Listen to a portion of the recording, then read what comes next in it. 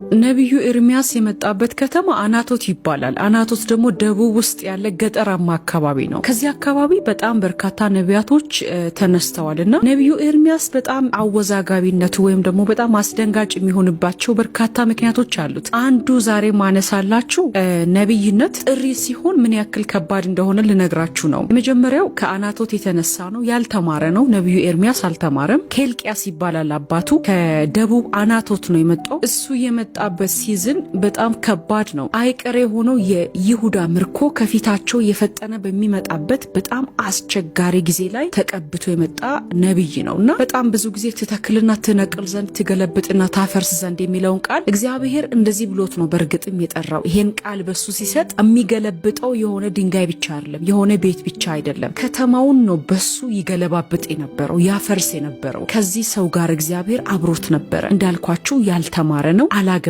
እግዚአብሔር ተናገረው እንዳታገባ ብሎት አላገባም። ነብዩ ኤርሚያስ ልጅም አልወለደም። እንዳይወልድ እንዳያገባ ያደረገው እግዚአብሔር ነው። እግዚአብሔር አታግባ አትውለድ ብሎታል። ስለዚህ አላገባም፣ አልወለደም። ነብዩ ኤርሚያስ በይሁዳ ላይ ምርኮ ከመምጣቱ በፊት የመጨረሻው ከይሁዳ ነገስታቶች ደጋግ ከሚባሉት አንዱ ኢዮስያስ ነው። የአሞን ልጅ ነው። አሞን ደግሞ የምናሴ ልጅ ነው። ምናሴ ደግሞ የሕዝቅኤል ልጅ ነው። ሕዝቅኤል በተጨመረው 15 ዓመት ውስጥ የወለደው አጥፊ የሆነ ልጆቹን ለጣዖት ለሞሎክ ጣዖት የሰዋ በጣም አስቸጋሪ ውድቀትን ያመጣ የእስራኤል ንጉስ ነው። 55 ዓመት ይሁዳን የገዛ ሰው ነው። በዚህ ጊዜ ነበር እንግዲህ በዚያን ሰዓት የነበረው የመጨረሻው ታድሶ ያመጣው ትልቁን ፋሲካም ያደረገው ኢዮስያስ ነበር። በኢዮስያስ ሪስቶሬሽን ውስጥ ያውቅ ነበር እያንዳንዱ ነገር ነብዩ ኤርሚያስ። ኢዮስያስ ከሞተ በኋላ ነው ነብዩ ኤርሚያስ የመጣው። አይቀሬ ወደ ሆነው ምርኮ እንደሚጋዙ በተደጋጋሚ ይናገር ነበር። ነብዩ ኤርሚያስ ከ22 እስከ 25 ዓመት ትንቢት እንደተናገረ ይነገርለታል።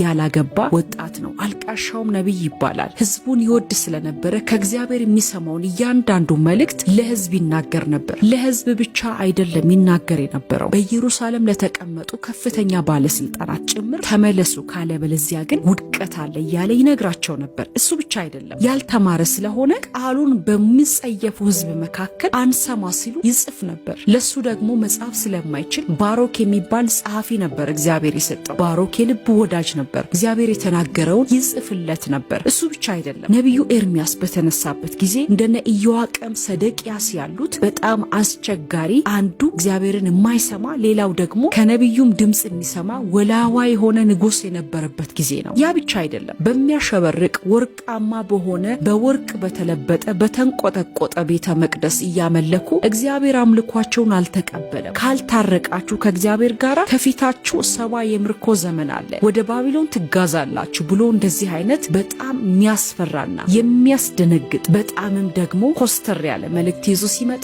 ህዝቡ አይወደውም ነበር እና አንድ ነገር ይሉ ነበር። እግዚአብሔር በእውነት ይህንን የሚያክል በሰለሞን እጅ የተሰራ ከነ ኪራም በመጣ ጊፍት የተሰራ በወርቅና በብዙ አልማዝ የተገነባውን ይህንን ውዱን ቤት አሳልፎ ይሰጣል፣ ያቃጥላል ይሉ ነበር። ይህንን የመሰለ ቤት እግዚአብሔር ጨክኖ ያቃጥላል ይሉ ነበር። ዳሩ ግን እነሱ የተሳሳቱት አንድ ነገር ነው። የእግዚአብሔር ርስት ህዝቡ እንጂ ህንጻው አይደለም። እግዚአብሔር የሚፈልገው ህዝቡን ነበር። እነሱ ግን በአማረ ህንጻ ያመልኩ ስለነበረ የነብዩን የኤርሚያስን ትንቢት አይቀበሉም ነበር። ስለዚህ ወገኖቼ አሁንም ያለን እግዚአብሔር ኪዳኑ ከህዝቡ ጋር እንጂ ከህንጻው ጋር አይደለም። የእግዚአብሔር ርስት ህዝቡ ነው እንጂ ያማረው ህንጻ አይደለም። ስለዚህ እግዚአብሔር ዛሬም ቢሆን እንድንመለስ፣ ፊቱን እንድንፈልግ፣ ቅኖች እንድንሆን፣ ከባልንጀሮቻችን ጋር እውነትን እንድንነጋገር፣ በንስሐ ፊቱን እንድንፈልግ፣ በአገልግሎታችን በስራችን በመውጣት በመግባታችን እግዚአብሔርን እንድንፈራ እግዚአብሔር ይናገራል። ጌታ ኢየሱስ ይባርካችሁ።